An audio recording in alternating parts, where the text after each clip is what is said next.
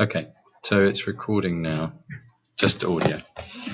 What I'm going to do is just kind of scroll through and give you some ideas for changes, and then I'll email you the link and you can listen to it and make changes as you're watching it. Okay.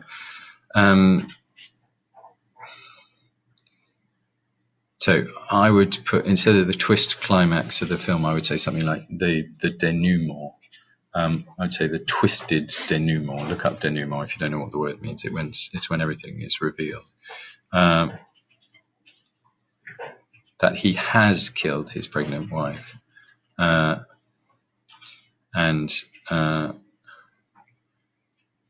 placed her decapitated head in a box. Okay.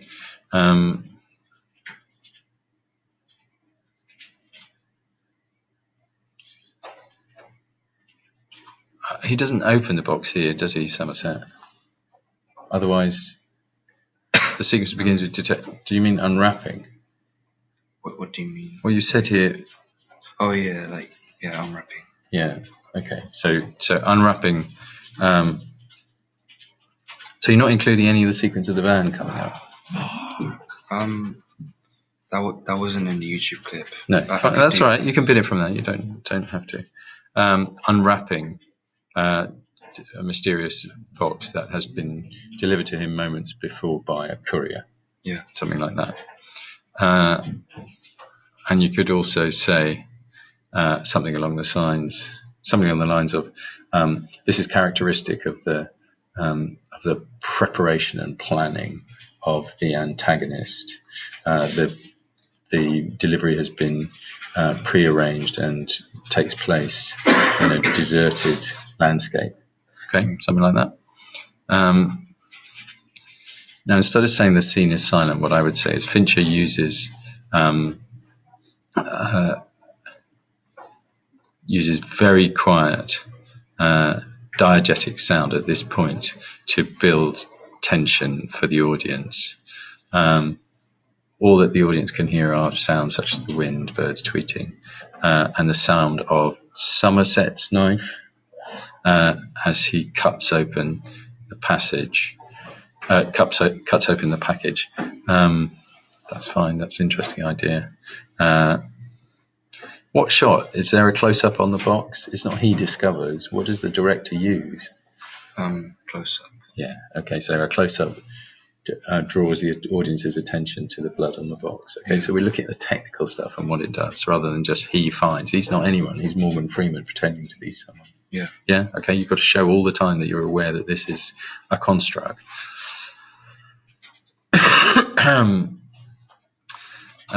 So you don't need to say mise en scène here.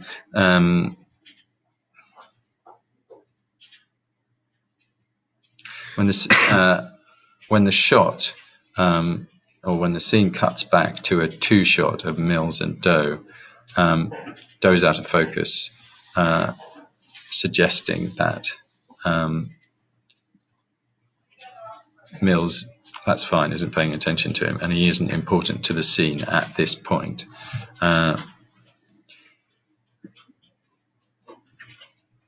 The ambiguity of what's in the box, ambiguity means we don't know, makes the potential contents are more horrifying to an audience, because this is left to the imagination. Who calls it unseen violence? Generally, that's what it's called, I think. I just hear it. Okay, I need a bit more to back that up.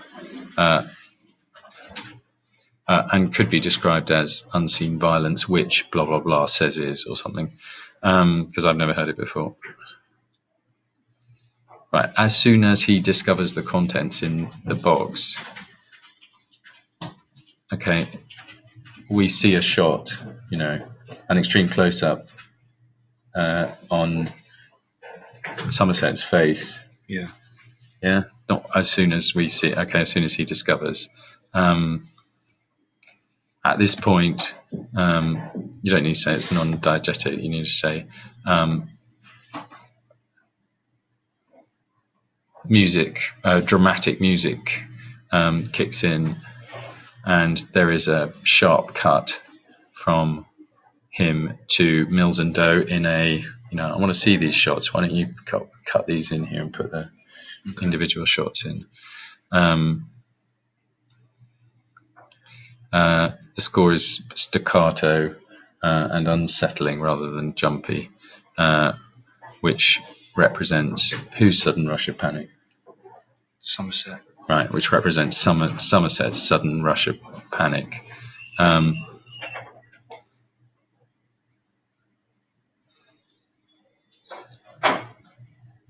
Yeah, that's good.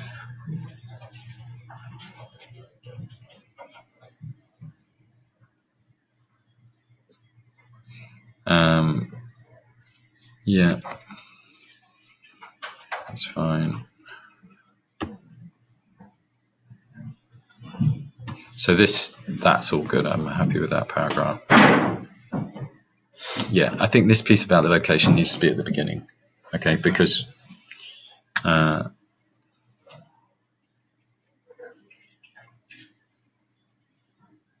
also this thing about the setting,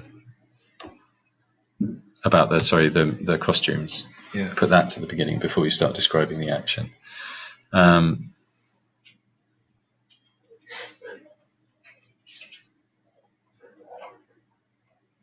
Okay, so this bit about the swearing, you need to place this in the context of what you've just described with the opening of the box, where there's the two of them when he's going, tell me what's in the box. And this sound is used in combination with close-ups or two shots, whatever it might be. Okay, be specific about when this is coming, because at the moment you're saying Mills is swearing and shouting, and I'm thinking, well, when is this? And again, you can use screenshots to anchor that in.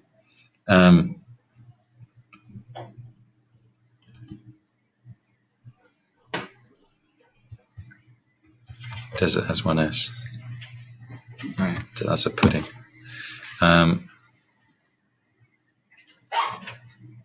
Yeah, I think I think what I would say about the colour at this point is that you're right, it's very dry and desiccated, and for me that connotes helplessness. I mean, lifelessness as well, but also hopelessness for us as the audience, because we really don't want to see Gwyneth Paltrow's head, and we don't want him to.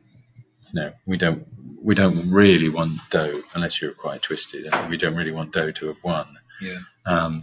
But he does win, and the desert sort of represents the lack of opportunities that Mills has to get out of this.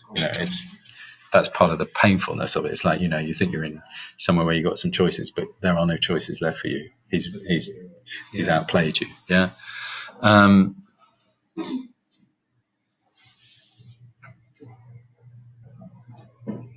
Right. Does he reveal? Does Fincher reveal? You just need to be a bit more specific on that.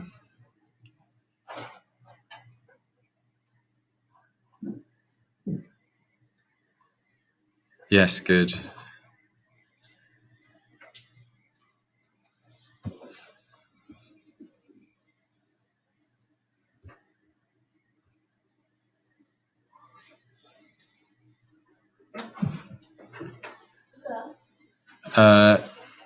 Just hang on a second, will you, Gazana?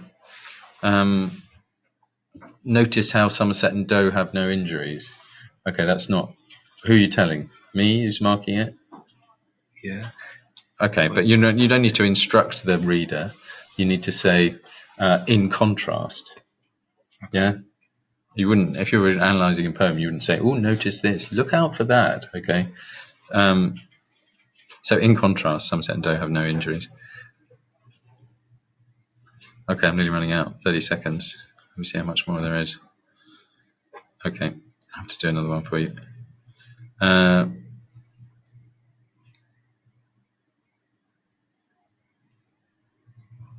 Yeah.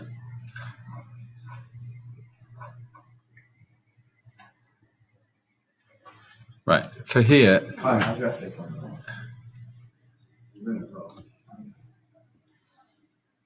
Clevis, let him be.